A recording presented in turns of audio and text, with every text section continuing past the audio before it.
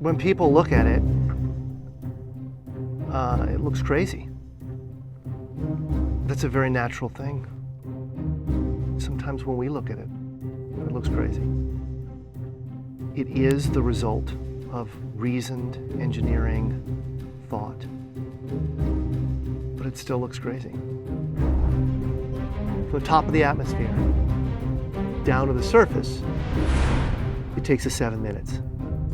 It takes 14 minutes or so for the signal from the spacecraft to make it to Earth. That's how far Mars is away from us. So when we first get word that we've touched the top of the atmosphere, the vehicle has been alive or dead on the surface for at least 7 minutes.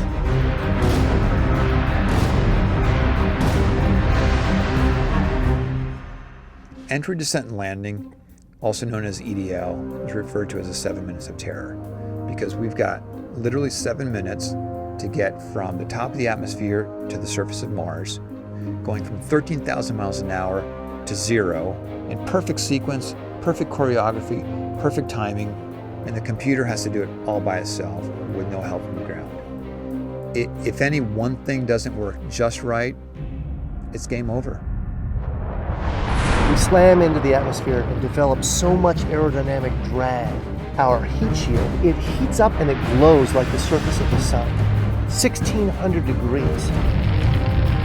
During entry, the vehicle is not only slowing down violently through the atmosphere, but also we are guiding it like an airplane to be able to land in a very narrow, constrained space. This is one of the biggest challenges that we're facing, and one that we had never attempted on Mars. Mars is actually really hard to slow down because it has just enough atmosphere that you have to deal with it. Otherwise, it will destroy your spacecraft. On the other hand, it doesn't have enough atmosphere to finish the job. We're still going about 1,000 miles an hour. So at that point, we use a parachute. The parachute is the largest and strongest supersonic parachute that we've ever built to date. It has to be able to withstand 65,000 pounds of force, even though the parachute itself only weighs about 100 pounds. When it opens up that fast, it's a neck-snapping 9 Gs. At that point, we have to get that heat shield off. It's like a big lens cap blocking our view of the ground to the radar. The radar has to take just the right altitude and velocity measurements at just the right time, or the rest of the landing sequence won't work. This big, huge parachute that we've got, it'll only slow us down to about 200 miles an hour. And that's not slow enough to land. So we have no choice, but we've got to cut it off and then come down in rockets. Once we turn those rocket motors on, if we don't do something, we're just going to smack right back into the parachute. So the first thing we do is make this really radical divert maneuver. We fly off to the side. Diverting away from the parachute, killing our horizontal velocity and our vertical velocity, getting the rover moving straight up and down so it can look at the surface with its radar and see where we're going to land. And we head straight down to the bottom of a crater, right beside a 6-kilometer high mountain.